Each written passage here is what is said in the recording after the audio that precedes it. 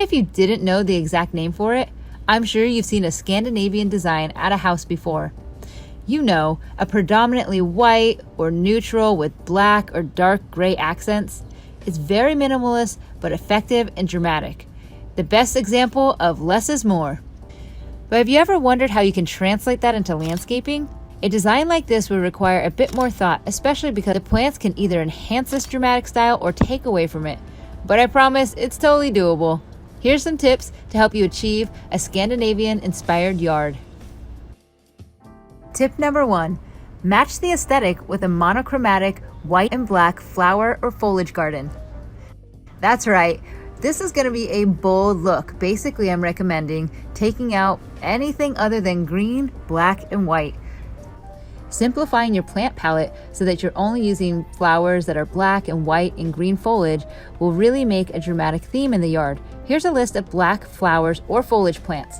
Crepe myrtle, black diamond. That's what we're using in this design. Aeonium Zwerkop, black pansies. Agonis flexuosa after dark. Tulipa X Darwin, queen of the night.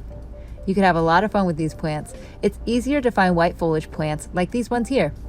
Gardenia, star jasmine, iceberg roses, and Shasta daisies. Have fun with this. Really, there's not any rules.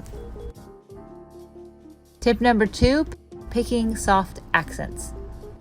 While the black and white theme might be the right amount of drama for some people, it could also be a little intimidating to others. So if you're someone that prefers something a little more neutral, this is what I recommend, is choosing soft accents. Nothing should stand out too much when you're picking your colors. I like to have a wash of 1 to 3 colors max, and that will create a nice balance throughout the space. And for the Scandinavian look particularly, I like to go with more muted colors than, say, more primary colors. Or just skip the flowers altogether and focus on complementary foliage colors and textures.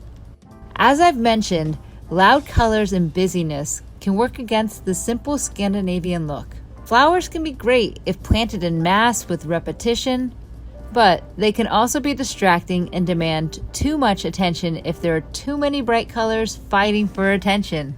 So it might be best just to avoid them altogether and stick with foliage for texture and keep it simple with shades of green for a clean and relaxing look. Use a mixture of bunch grasses paired with boxwoods or pittosporums or other green foliage plants.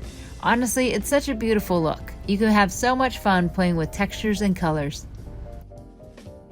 Some examples seen here are the elfin thyme between the pavers, the fruitless olive, the agave attenuata, and we have some catmint. That does flower, but it doesn't flower very often, and when it does, it's a very soft, light white flower.